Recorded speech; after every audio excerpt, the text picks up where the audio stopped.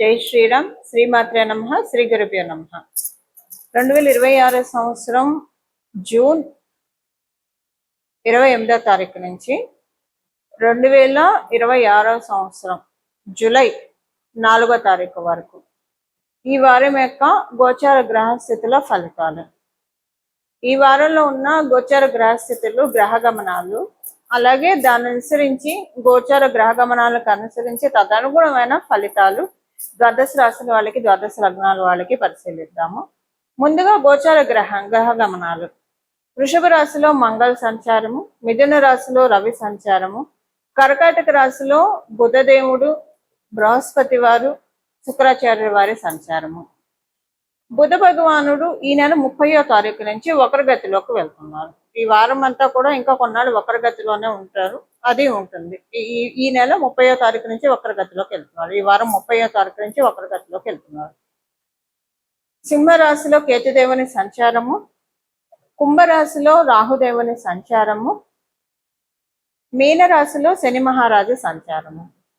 అన్ని రాశుల్ని చాలా వేగవంతంగా, అన్ని ప్లానెట్స్ లో చాలా వేగవంతంగా చుట్టి వచ్చే గ్రహం, ఏకైక గ్రహం చంద్ర భగవానుడు. ఆయన ఈ వారము ఆయన పర్యటన అంటే ఆయన గోచార గ్రహస్థితి వృశ్చిక రాశి మొదలుకొని కుంభరాశి వరకు ఉంటుంది. ఆయన 4 రాశులు ఆయన సంచారం సాగిస్తున్నాడు చంద్ర భగవానుడు. ఈ గోచార గ్రహస్థితులను అనుసరించి, ఈ గోచార గ్రహ గమనాలను అనుసరించి ఈ వారం ద్వాదశ రాశుల వాళ్ళకి, ద్వాదశ లగ్నాల వాళ్ళకి ఎలాంటి ఫలితాలు ఉండబోతున్నాయి? ఈ వారంలో గోచారంలో ఏమన్నా సిగ్నిఫికెంట్ విషయం ఉందా అంటే, బుధ భగవానుడు వక్ర గమనంలోకి వెళ్ళడము సిగ్నిఫికెంట్ విషయము. 30వ తారీఖు నుంచి ఆయన కర్కాటక రాశిలో ఉంటూ వక్ర గమనంలోకి వెళ్తున్నారు. ఇది ఎలాంటి ఫలితాన్ని ద్వాదశ రాశుల వాళ్ళకి, ద్వాదశ లగ్నాల వాళ్ళకి కలిగిస్తుంది? గురు భగవానుడు, దేవగురువైన బృహస్పతి, అలాగే అసుర గురువైన శుక్రాచార్యుల వారితోటి కలిసి ఆయన సంచారం చేస్తూ వక్రగతిలోకి వెళ్తున్నారు. దీనివల్ల ద్వాదశ రాశుల వాళ్ళకి, ద్వాదశ లగ్నాల వాళ్ళకి ఎలాంటి ఫలితాలు ఉంటాయో మనం ఇప్పుడు పరిశీలిద్దాము. వృషభ రాశి. వృషభ లగ్నంలో పుట్టిన వాళ్ళు కమ్యూనికేషన్స్ విషయంలో చాలా జాగ్రత్తగా ఉండాలి. మీరు పెట్టే మెసేజ్, వాట్సాప్ కావచ్చు, ఈమెయిల్ కావచ్చు, లేదంటే టెక్స్ట్ మెసేజ్ కావచ్చు, లేదా ఫోన్లో మాట్లాడడం, ముఖాముఖిన మాట్లాడడం, ఇవి కొంచెము క్యాలిక్యులేటెడ్గా ఉండాలి. వీటి వల్ల మీకు కొన్ని ఇబ్బందులు వచ్చే అవకాశం ఉంది. కమ్యూనికేషన్ రిలేటెడ్ విషయాల్లో అవమానం జరిగే ఛాన్స్ ఉంది, జాగ్రత్తగా ఉండాలి. ఒకవేళ కమ్యూనికేటివ్ రిలేటెడ్ విషయాల్లో కాకపోతే మీరు డ్రైవింగ్లో కొంత కేర్ఫుల్గా ఉండాలి. చిన్న ప్రమాదాలు, పెద్ద ప్రమాదాలని కాదు కానండి, చిన్న యాక్సిడెంట్స్ జరగడానికి ఛాన్స్ ఉంది. సో కొంత జాగ్రత్తగా ఉండండి. బట్ దైవ కృప అధికంగా ఉంది కాబట్టి మేజర్గా యాక్సిడెంట్స్ ఉండవు, చాలా మైనర్గానే ఉంటుంది. మీకు అది అసలు కొన్నిసార్లు అయితే మీకు లెక్కలో కూడా మీరు పెట్టుకోరనే చెప్పాలి, అలాంటివే ఉంటాయి. కానీ కొంత మీ మాటలే మీకు తిరిగి అప్పచెప్పి అది మీకు చాలా అవమానంగా అనిపిస్తుంది. ఇలాంటిది కొంత ఉంది ఈ వారము. బుధుడు వక్రగతిలోకి వెళ్ళడం, తర్వాత ఆయన వక్రగతిలోకి పూర్తిగా మిథున రాశిలోకి వెళ్ళాక మళ్ళీ మీకు మంచి ఫలితాలు ఉంటాయి. బట్ ఈ వారం కొంచెం అవమానం ఇలా అనిపిస్తున్నాయి. మీకు యంగర్ సిబ్లింగ్స్ ఉంటే వాళ్ళతోటి మీకు అవమానం జరిగిన, ఎల్డర్ ఉంటే కనుక అప్లికేబిలిటీ ఉండదు. యంగర్ సిబ్లింగ్స్ ఉంటే కనుక వాళ్ళతోటి మీకు అవమానం జరిగి, లేదా సిబ్లింగ్స్ సమానమైన వాళ్ళు, ఓకే, మన ఓన్ సిబ్లింగ్స్ లేకపోయినా సిబ్లింగ్స్ అనుకునే వాళ్ళు, తమ్ముళ్ళు చెల్లెళ్ళు ఎవరైనా ఉంటే వాళ్ళ వల్ల మీకు అవమానం జరిగినట్లు అనిపిస్తుంది. ఎందుకు మీకు వాళ్ళతో మాట్లాడబుద్ధి కాదు. ఎందుకు ఇలాగా మీ ముందు ఒక రకంగా, మీ వెనకాల ఒక రకంగా, అవసరమా ఇంత ప్లెయిన్గా ఎందుకు ఉండరు వీళ్ళు అని అనిపిస్తుంది.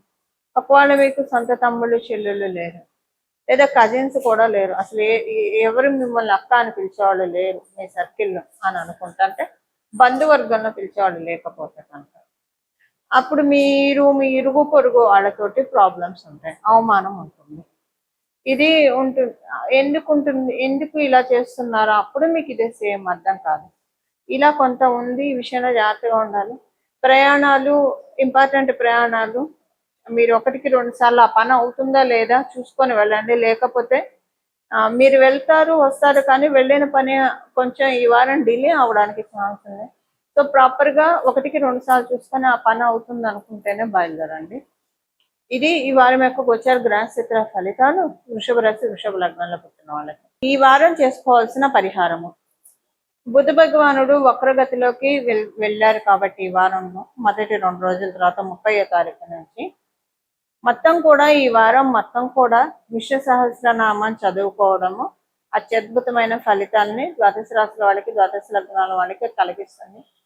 విష్ణు సహస్రనామం కావచ్చు, లలిత సహస్రనామం కావచ్చు, శివ సహస్రనామం కావచ్చు, ఏదైనా కూడా సహస్రనామాల్ని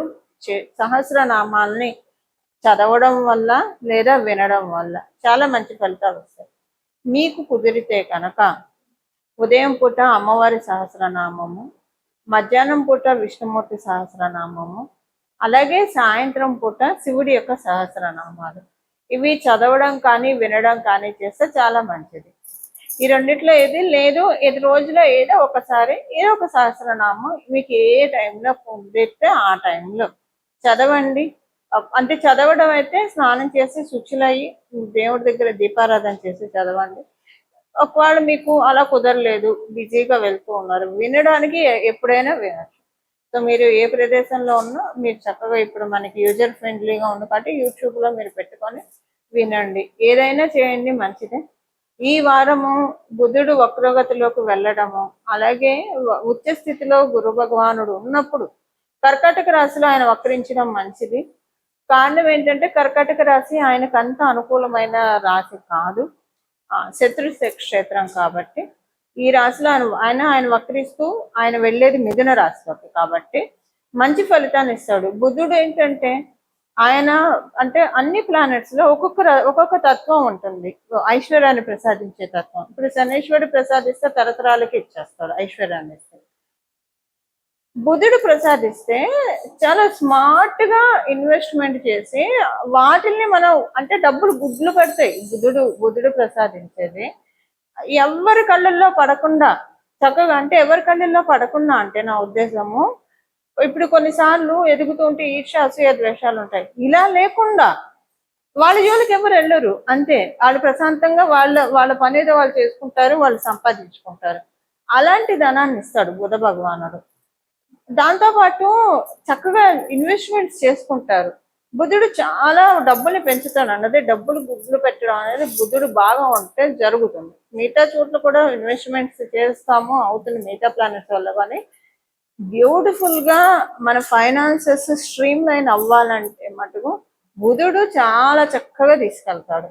మంచి అంటే కరెక్ట్ టైంలో రైట్ డెసిషన్ తీసుకుంటాం. ఒక్కొక్కసారి కొంతమందికి ఉంటుంది, కొన్ని చోట్ల ప్రాపర్టీస్ కొంటారు, వాళ్ళు కొన్న తర్వాత నుంచి అప్పటిదాకా మెట్ట భూమిగా ఉన్నది సడన్ గా బంజరు భూమిగా మారిపోతుంది. అది గురుబలం ఉండడం వల్ల జరుగుతుంది. బుధబలం ఉండడం కూడా మెయిన్ ఇంపార్టెన్స్. బుధబలం ఉంటే ఇన్వెస్ట్మెంట్ చాలా బాగా అవుతుంది. అలా డబ్బులు పెంచుకోవడానికి ఇది సరైన సమయం కాబట్టి ఈ సమయంలో ఏదైనా సహస్రనామాలు చదివితే కనుక చాలా చక్కటి ఫలితాలు వస్తాయి. విన్నా కూడా ఇవి ఈ వారం యొక్క గోచర గ్రహస్థితుల ఫలితాలు మరియు తదనుగుణంగా చేసుకోవాల్సిన పరిహారం కూడా.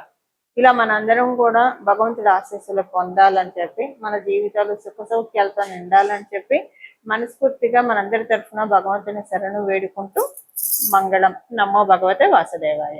బుధుడు వక్రగతిలోకి ఉండడమే ఒక స్పెషల్ సిగ్నిఫికెన్స్. అంటే కాలపురుషుడు కుండలిలో సహజ లాభస్థానంలో లాభాధిపతి అయిన, అంటే 1 ఆఫ్ ద లార్డ్, కుంభరాశికి 1 ఆఫ్ ద లార్డ్ అయిన రాహు భగవానుడు కూడా ఆయన స్వక్షేత్రంలో ఉండడము, గురు భగవానుడు ఉచ్చ స్థితిలో ఉండడము, ఇవన్నీ కూడా అందరికీ ఫైనాన్సెస్ జీవం పోస్తుంది. గత కొంతకాలంగా చాలా మంది ఆర్థికంగా చాలా ఇబ్బందులు పడుతున్నారు. కొంతమందికి చాలా బాగా ఉంది, కొంతమంది చాలా ఇబ్బందులు పడుతూ ఉన్నారు. అలా ఇబ్బందులు పడుతున్న కోవలో కనుక మీరు ఉంటే, ఆ ఇబ్బందులు లేకపోయినా కూడా ఇంకా పెంచుకోవడానికి, ఇబ్బందులు పడుతున్న వాళ్ళకి దాని నుంచి బయటపడడానికి, ఆ ఇబ్బందుల నుంచి బయటపడడానికి ఇది చాలా బెస్ట్ పీరియడ్. మీకు కుదిరితే విష్ణు సహస్రనామాలే వినండి. అందులో విష్ణు సహస్రనామాల్లో లాస్ట్లో మనకి చెప్పినట్టు శివుడు పార్వతి యొక్క సంవాదం ప్రకారము శ్రీరామ రామ రామ అనుకుంటే విష్ణు సహస్రనామం చదివిన ఫలితం వస్తుంది. కాబట్టి రోజంతా కూడా మనసులో శ్రీరామ రామ రామ శ్రీరామ రామ రామ శ్రీరామ రామ రామ అని అనుకోవడము అత్యద్భుతమైన ఫలితాన్ని కలగజేస్తుంది. కర్కాటక రాశి చరిత్రను కూడా సూచిస్తుంది. ఏదైనా పురాణాలు చదవడము లేదా వినడము ఇలాంటివి చేసినా కూడా చాలా సత్ఫలితాలను వస్తుంది. అందులో అక్కడ దేవగురువైన బృహస్పతి ఉండడం వల్ల శివ మహాపురాణాన్ని విన్నా చదివిన చాలా మంచి సత్ఫలితాలు వస్తాయి. భాగవతము విన్న చదివిన దేవి భాగవతం కావచ్చు, శ్రీమద్ భాగవతం కావచ్చు, చాలా మంచి ఫలితాలు వస్తాయి. కారణం ఏంటంటే ఇప్పుడు గురువు శుక్రుడు ఇద్దరు కూడా అక్కడ సంచారం చేయడం, ఇద్దరు గురుదేవులు సంచారం చేయడము ఏదన్నా భగవంతుడికి సంబంధించిన లీలల్ని తెలుసుకోవడానికి, వినడానికి, తద్వారా మనకి మంచి రిజల్ట్స్ వస్తాయి. అంటే మనకి స్వామి కార్యం స్వకార్యం అంటాం కదా, ఇక్కడ అది జరుగుతుంది. భగవంతుడి యొక్క లీలల్ని తెలుసుకుంటూ ఉంటే మన జీవితాన్ని చక్కగా మంచి రైట్ పాత్రలోకి తీసుకువెళ్ళి మనకి చక్కటి ఐశ్వర్యాన్ని ప్రసాదిస్తాడు భగవంతుడు. ఇలా మనం అందరం కూడా భగవత్ కృపకి పాత్రలు అవ్వాలని చెప్పి మనందరి తరఫున భగవంతుడిని మనస్ఫూర్తిగా శరణి వేడుకుంటూ మంగళం. నమో భగవతే వాసుదేవాయ.